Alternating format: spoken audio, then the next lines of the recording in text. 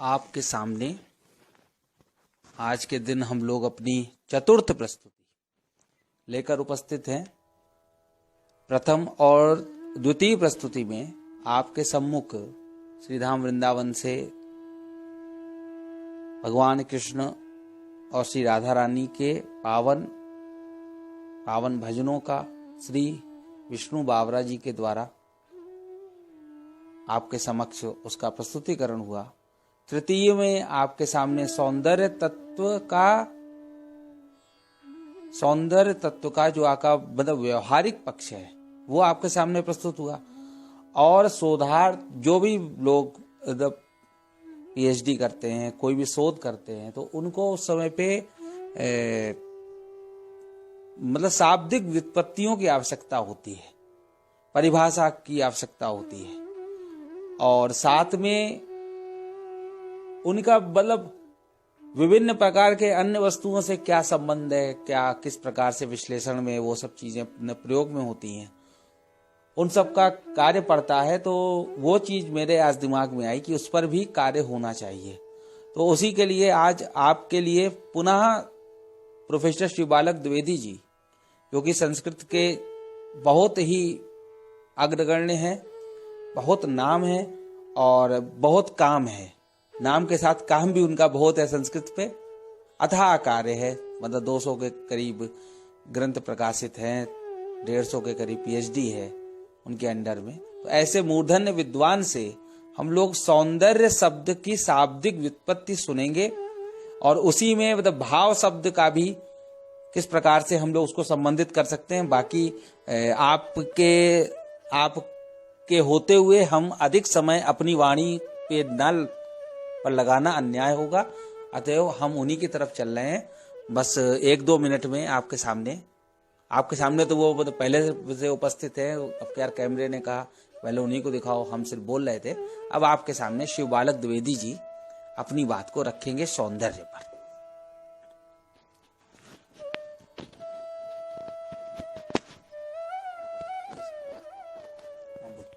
सौंदर्य विषय समुद्र की तरह गंभीर, और हमारे जो अवतार हुए हैं, चाहे राम जी का, चाहे श्री कृष्ण जी का या अन्य, उनके धीरोदात्त चरित्र की तरह गंभीर, व्यापक एवं संपूर्णता लिए हुए। सौंदर्य के लिए हम कहेंगे सुंदरम संस्कृतम, सुंदरी संस्कृति, सुंदरम संस्कृतम, सुंदरी संस्कृति, सुंदरम भारतम, सुंदरी भारती, सुंदरम सुंदरम सुंदरम सुंदरम, सुंदरे सुंदरम भाति वै सर्वदा।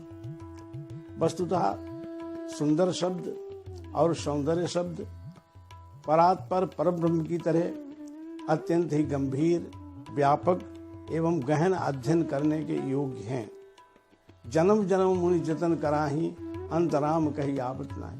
लोग जन्म जन्मांतर तक साधना करते रहते हैं, फिर भी परमेश्वर के रहस्य को, उसके वास्तविक तत्व को नहीं समझ पाते। वही स्थिति कमोबेश सौंदर्य की है। सौंदर्य के विषय में लोग वर्णन बहुत करते हैं और इंद्रियों के द्वारा जो ग्राह्य सौंदर्य है उस तक पहुंचने में देर नहीं लगती है। चाहे सुंदरी रमणी हो, सुंदर पुष्प हो, सुंदर लता हो, लहलहाती सुंदर फसल हो, सब जगह हमारे चर्म चक्षु पहुंच जाते हैं और हम भाव विभोर हो जाते हैं, आनंदित हो जाते हैं। लेकिन सौंदर्य शब्द अत्यधिक गंभीर है। सौंदर्य शब्द का व्युत्पत्ति जन्य अर्थ है सुंदरस्य भावः सौंदर्यम। सुंदर का भाव सौंदर्य है, लेकिन व्युत्पत्ति की दृष्टि से अर्थ करने में, समझने पर तो आसान है, परंतु उसको आत्मसात करना, उसके अंदर तक पहुंचना उतना ही कठिन है। सुंदर क्या है? जो हमको अच्छा लगता है। सुख क्या है? जो हमको अच्छा लगता है। जैसे अनुकूल वेदनीयम सुखम, अनुकूल वेदनीयम सौंदर्यम। जो हमारे अनुकूल होता है वह सौंदर्य हो जाता है। कभी कभी कोई वस्तु या व्यक्ति असुंदर होते हुए भी सुंदर लगने लगता है, यदि वो हमारे अनुकूल होता है। यदि हमारे अनुकूल हमको अच्छा लगता है तो कभी कभी आपने प्रेम के मार्ग में देखा होगा कि कोई स्त्री सौंदर्य की अधिष्ठात्री मानी जाती है, लेकिन कोई स्त्री बड़ी कुरूपा है, काली है, या नेत्र से अंग भंग है, लेकिन वो भी पता नहीं किसी को क्या रहस्य है ईश्वर का, वो भी एकदम रति के समान सुंदर अच्छी लगने लगती है नेत्रों को। तो इस प्रकार से सौंदर्य को या सुंदरता को सीमा रेखा में रख करके उसकी व्युत्पत्ति करना, उसको प्रस्तुत करना कठिन है। वस्तुतः सुंदर तत्व जो है हमने बताया वो अगम्य अपार उसी तरह से है जैसे परमेश्वर के विषय में वेदों से लेकर के आज तक के साहित्य में प्रायः निरूपण हुआ है, प्रायः वर्णन हुआ है, लेकिन उसको सही रूप में, सटीक रूप में, साभिप्राय के रूप में लोग नहीं देख पा रहे हैं, नहीं समझ पा रहे हैं, क्योंकि वो अनंत है, अखंड है, अद्वैत है, परात्पर सच्चिदानंद स्वरूप परब्रह्म है। वैसे ही सौंदर्य की स्थिति यही है। सौंदर्य को सब देखते हैं, अध्ययन करते हैं। कविगण प्रायः सौंदर्य को रेखांकित करते हैं। बड़े बड़े विद्वान, कवि, कलाकार सौंदर्य को प्रस्तुत करना चाहते हैं। कलाकार माने जो ड्राइंग एंड पेंटिंग का काम करते हैं, वो अपनी तुलिका के द्वारा सौंदर्य को रेखांकित करना चाहते हैं।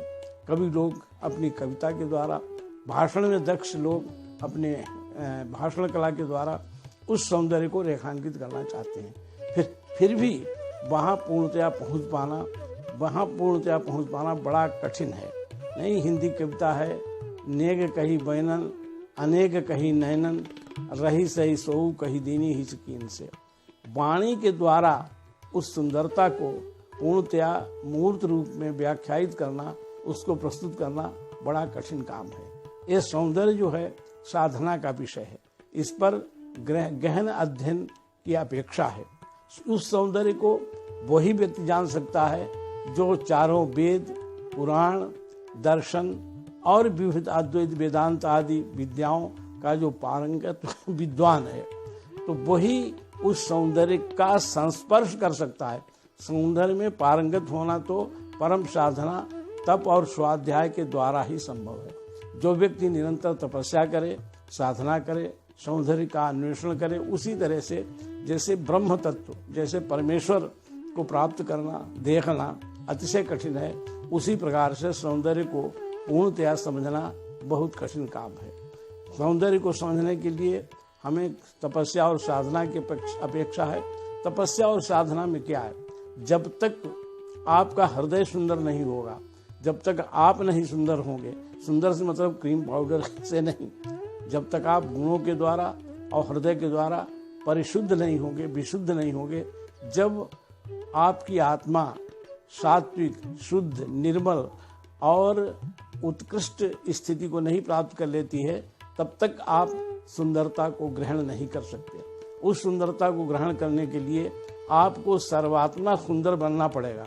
सुंदरता के लिए यहाँ वस्त्र, आभूषण, क्रीम पाउडर ये सब अपेक्षित नहीं है। उसके लिए अपेक्षा है कि आपका हृदय निसर्गतः पवित्र, स्वच्छ, सुंदर हो।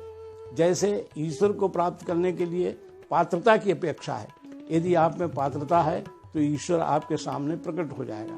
उसी तरह से सुंदरता को पकड़ने के लिए आप में पात्रता की अपेक्षा है। अब आजकल लोग, कुपात्र लोग सुंदरता को पकड़ना चाहते हैं कलुषित वृत्तियों के द्वारा, जो कि संभव नहीं है। सुंदरता के लिए पहले आप सुंदर बनिए। सुंदर बनने का मतलब अपने हृदय को स्वच्छ करिए, अर्थात आपके हृदय में सात्विकता, विमलता, जैसे सत्वम लघु प्रकाशकम इष्टम। सत्व माने सात्विकता जो है हल्का होता है, मनुष्य को उछाल देता है, तरंगित कर देता है। लघु माने इस प्रकार का वो स्फूर्ति लाता है और प्रकाशक होता है, दिव्य प्रकाश की दीप्ति सामने आ जाती है। और इष्टम माने अतिशय प्रिय लगता है, अतिशय अच्छा लगता है। किसे? आपके नेत्रों को नहीं, आपके हृदय को। यदि आपका हृदय स्वच्छ नहीं है, आपका हृदय समुद्र की तरह गंभीर और विविध विद्याओं में पारंगत नहीं है, तो आप सुंदरता को नहीं पकड़ सकते हैं, नहीं प्राप्त कर सकते हैं। इसके लिए जन्म जन्म मुनि जतन कराही। इसके लिए साधक कई जन्मों से साधना करते रहे हैं, करते रहेंगे और कर रहे हैं, फिर भी हम अपने लक्ष्य तक पहुंच जाएं, इसमें संदेह है। इसके लिए हमारे जैसे डॉक्टर गोविंद जी हैं, इनकी तरह लगने की जरूरत है। और ये तद विधि प्रणिपातेन परिप्रश्नेन सेवया उपदेक्षन्ति ते ज्ञानम ज्ञानिनस्तत्वदर्शिना। तद विधि प्रणिपातेन, ये कैसे प्राप्त होगा? गुरु जी के पास उनके चरण कमलों में बैठकर तद विधि प्रणिपातेन परिप्रश्नेन, सम्यक प्रश्न के द्वारा, और सेवया, सेवा के द्वारा। सेवा के द्वारा उदाहरण के लिए एक दिन हमारे सामने कई विद्वान बैठे थे, तो हमने कहा आजकल आप लोग डिलीट हैं, बहुत पढ़े लिखे हैं, सब कर रहे हैं, लेकिन कानपुर में पहले विद्वान होते थे, अब विद्वान क्यों नहीं हो रहे हैं? विद्वान क्यों नहीं, विद्वानों का अभाव क्यों होता चला जा रहा है? तो विद्वानों का अभाव क्यों होता चला जा रहा है क्या? और ये विद्वान किस तरह से व्यक्ति बन सकता है? सुंदरता का पंडित, सौंदर्य का ज्ञाता कैसे व्यक्ति बन सकता है, इसमें रहस्य है। तो कई लोगों से प्रश्न किया, तो लोगों ने उत्तर भी दिए, लेकिन वो जो उनके उत्तर थे वो अधूरे थे। हमने कहा आप लोग पढ़ते हैं फिर भी भूल जाते हैं, इसलिए कि उस विद्या को प्राप्त करने के लिए, उस विद्या के अंदर तक जाने के लिए उन गुरु शुश्रूषया विद्या पुष्कलेन धनेन वा अथवा विद्या चतुर्थाल नोपलभ्यते। विद्या चाहे जो हो, ईश्वर की विद्या, सौंदर्य की विद्या, ये बड़ी कठिन विद्याएं हैं। एक पुस्तकों के पढ़ने से, लोगों से मात्र सुन लेने से नहीं आती हैं। माने कुछ ज्ञान तो हो जाएगा, लेकिन इनके आप अधिकारी विद्वान नहीं बन सकते हैं। कैसे बन सकते हैं, लोगों ने कहा। तो हमने बताया संस्कृत का ही श्लोक है, गुरु शुश्रूषया विद्या, गुरु की सेवा के द्वारा। अब सेवा का मतलब ये नहीं है कि हम उनके पैर दबाएं या उन्हें बहुत सी दक्षिणा दे दें। गुरु शुश्रूषया विद्या, गुरु की सच्चे मन से श्रद्धा पूर्वक की गई सेवा के द्वारा उस सौंदर्य तत्व को समझा जा सकता है, उसके तह तक पहुंचा जा सकता है। एक उदाहरण दें, प्राचीन समय में सबसे कठिन विद्या जो मानी जाती थी वेदांत, सौंदर्य की पराकाष्ठा है वेदांत विद्या। वेदांत विद्या ऐसी है कि जिसके ग्रहण करने से हृदय में परम सौंदर्य का उज्जवल प्रकाश प्राप्त हो सकता है। लेकिन वो कैसे प्राप्त होती थी कि लोग गुरुजनों के पास जाते थे, उनके चरणों में बैठते थे और ग्रहण करने का प्रयत्न करते थे। और दक्षिणा क्या होती थी, तो आप आश्चर्य करेंगे कि गुरु जी के पास जो सबसे कठिन विद्या सौंदर्य की, परात्पर परब्रह्म की, दर्शन की, सांख्य योग की विद्या को प्राप्त करने के लिए जो जाते थे, समित पाणी ही श्रोत्रियम ब्रह्मनिष्ठम, वे शिष्य हाथ में आम की लकड़ी और जो ब्रह्मनिष्ठ एकमात्र ब्रह्म में स्थित है, ऐसे श्रोत्रियम, ऐसी सभी विद्याओं की ज्ञाता गुरु जी के चरणों में जाता था और समित पाणी हाथ में समिधाएं लेकर जाता था। ये रुपया नहीं लेकर जाता था, पत्र पुष्प मिष्ठान नहीं लेकर जाता था, लेकिन वो आम की लकड़ियां ले जाता था। इसमें क्या रहस्य है?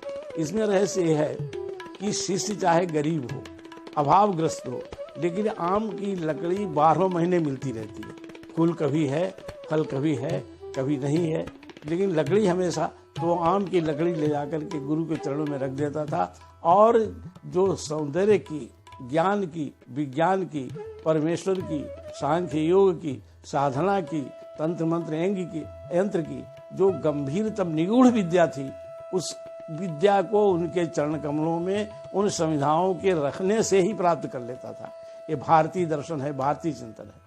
तो जब तक ये चीज नहीं आएगी, आजकल है क्या, अभी एक दिन चर्चा हो रही थी कि हमने एक माता पुराणम, मातृ पुराणम, एक नया पुराण पढ़ा है। तो उस पुराण में क्या है? उस पुराण में पत्नी माता, एक तो जननी माता, एक तो जगत जननी माता आदिशक्ति माँ दुर्गा, पत्नी माता। लोग हंसने लगे कि पत्नी माता कैसे हो सकती है?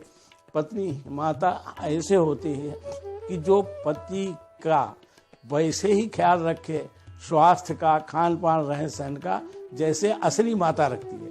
तो पत्नी माता हो गई। और उसके भेदों में यहाँ तक शिष्या माता, शिष्या है लेकिन वो गुरु जी का माता की तरह ध्यान रखे, तो वो शिष्या माता हो गई। और अनेक भेदों के विषय में फिर कभी बताएंगे। आते आते शत्रु माता, है तो कोई स्त्री शत्रु आपकी, लेकिन माता की तरह यदि आपके प्रति व्यवहार करे तो वो शत्रु माता हो जाएगी। ये बड़े रहस्य के विषय हैं। ये जो मातृ पुराण है, मातृ तत्व है, रहस्य हम गोविंद से कहेंगे, कभी इस पर ही एक परिचर्चा रखें। बहुत बड़ा विषय है, लोग जाने कि देखिए भगिनी माता, पत्नी माता, भातृजाया माता, शत्रु माता, शिष्या माता, माने अनंत भेद हैं माता के, इसलिए अनंत भेद हैं। दुर्गा सप्तशती में कहा गया है, विद्या समस्तास्तव देवी भेदा, स्त्रियां समस्ता सकला जगत्सु। संसार भर की जितनी स्त्रियां हैं वे माता दुर्गा के साक्षात स्वरूप हैं, और जब वो माता दुर्गा के साक्षात स्वरूप हो जाएंगी तो सभी स्त्रियां माताएं हो जाएंगी। और उन माताओं के लिए कहा गया वैसे भी मातृवत परदारेषु, सौंदर्य तत्व का ज्ञाता, मातृवत परदारेषु। जो लोग गलत ध्यान दौड़ाते हैं, स्त्री को संभोग का विषय मानते हैं, वे गलती पर हैं। मातृवत परदारेषु, भारतीय संस्कृति में जो पराई स्त्रियों में माता की दृष्टि रखे, मातृवत परदारेषु परद्रव्येषु लोष्टवत, माता की तरह सभी स्त्रियों को देखना, दूसरे के धन को मिट्टी के ढेले के समान देखना, और आत्मवत सर्वभूतेषु, और अपनी तरह सभी को देखना। जैसे हमें किसी के अपमानित होने पर दुख होता है, दुख देने पर दुख होता है, हमें कोई दुख दे, अपमान करे दुख, तो वैसे ही अन्य प्राणियों को भी होता है। तो आत्मवत सर्वभूतेषु, अपनी तरह सभी प्राणियों को देखने वाला जो इन 3-4 चीजों को आत्मसात कर लेगा और इनका प्रैक्टिकल व्यवहारिक प्रयोग करेगा, वो सौंदर्य तत्व का ज्ञाता हो जाएगा। वो सौंदर्य सागर में डूबकर, सौंदर्य सागर में निमग्न होकर सुंदरता के, सौंदर्य के अच्छे अच्छे हीरे मोती निकाल सकता है। लेकिन है क्या, जिन खोजा जिन पाइया गहिरे पानी पैठी, और हम बोरी खोजन गई रही किनारे बैठी। यदि हम किनारे बैठे हैं और सौंदर्य तत्व का अनुसंधान करना चाहते हैं, अर्थात उसके वास्तविक स्वरूप को जाने बिना नहीं प्रवृत्त होते हैं, तो काम नहीं चलेगा। इसके लिए डॉक्टर गोविंद जी अभिनंदनीय हैं, और इनमें वस्तुतः ऐसे कुछ तत्व ईश्वर ने प्रस्तुत किए हैं जो गंभीर गहन विषयों का प्रैक्टिकल कराते हैं, वास्तविक रूप लाते हैं। और जब तक हम उनको किसी विषय को प्रैक्टिकल, जैसे जो विज्ञान है, देखिए प्रैक्टिकल तो कायदे से आर्ट साइड में भी होना चाहिए, साहित्य में भी होना चाहिए, गणित में होता है और विज्ञान में तो कसकर होता है, तो उसी तरह का प्रैक्टिकल साहित्य में भी होता है। तो ये विद्याएं जो लाते हैं, ये केवल वाणी का विषय नहीं, इनमें प्रैक्टिकल व्यावहारिक खोज भी होनी चाहिए, और उनको खोज कर जब ये लाएंगे तभी उनका सही ज्ञान होगा। अब प्रैक्टिकल साइंस में भी तो कहा अच्छे नंबर दे दो, रुपया ले लो, पैसा दे दो, तो उससे प्रैक्टिकल नहीं होता। उसी तरह से साहित्य में और दर्शन में और आपके सौंदर्य तत्व आदि विषयों में, इनमें प्रैक्टिकल है ही नहीं। तो हम गोविंद जी से कहेंगे कि इनका कैसे कठिन है, इनका प्रैक्टिकल कराएं। इनका प्रैक्टिकल कैसे कराएं, इस पर इन्हें अनुसंधान करना पड़ेगा, लोगों को लाना पड़ेगा। और जब प्रैक्टिकल कराएंगे तब आनंद आएगा जब ये प्रैक्टिकल हो मातृवत परदारेषु, पराई सुंदर से सुंदर स्त्रियों में जब हम उनमें माता का रूप देखेंगे। अभी हमने बताया कि देखिए माने शिष्या माता, पुत्री माता, भगिनी माता, सुता माता, माता देखिए सब जगह जुड़ रही है। लेकिन क्या, जब कोई भी स्त्री माता की तरह अपने से संबंधित व्यक्ति के साथ, पत्नी माता कैसी है? पत्नी माता जो स्त्री माता की तरह व्यवहार करे है पत्नी, परंतु पालन पोषण ईमानदारी से जैसे माता देख रेख करती, तब वो क्या हो जाती है? पत्नी भी माता हो जाती है। आज के एक उदाहरण बताएं, पत्नी शत्रु भी बन जाती है। एक महिला थी तो अपने पति से दुश्मनी रखती थी, उसे खाना नहीं देती थी। तो हमसे एक दिन बताया उन्होंने कि हम एक आपको प्रैक्टिकल चीज़ दिखा रहे हैं। हमने क्या कहा, देखो सब घर में रखा है, और पति को कहती थी लठिया दारी जार, ये गाली है, ये आ गया है, अब देखें कैसे खा लेगा। हमने क्या कैसे, तो उन्होंने क्या किया, अरहर की दाल बनाई, दाल इतनी डाली और इतना नमक डाला। अब वो पति खाने को बैठे रोते हैं, अब वो कैसे खा सकते हैं? तो वो पत्नी भी शत्रु हो गई, क्योंकि शत्रु की तरह आचरण करती है। लेकिन आप उस शत्रु पत्नी में भी यदि मातृत्व का भाव जो गोविंद दिखाना चाहते हैं वो यदि ला दें तो उसमें परिवर्तन हो जाएगा, कोई मेट नहीं सकता। ये दर्शन और इसका जब प्रैक्टिकल हो जाएगा तब ये विद्या है जिसका अनुसंधान कर रहे हैं गोविंद जी प्रस्फुटित हो जाएगी और करोड़ों लोगों का कल्याण होगा। अब आप पूछिए।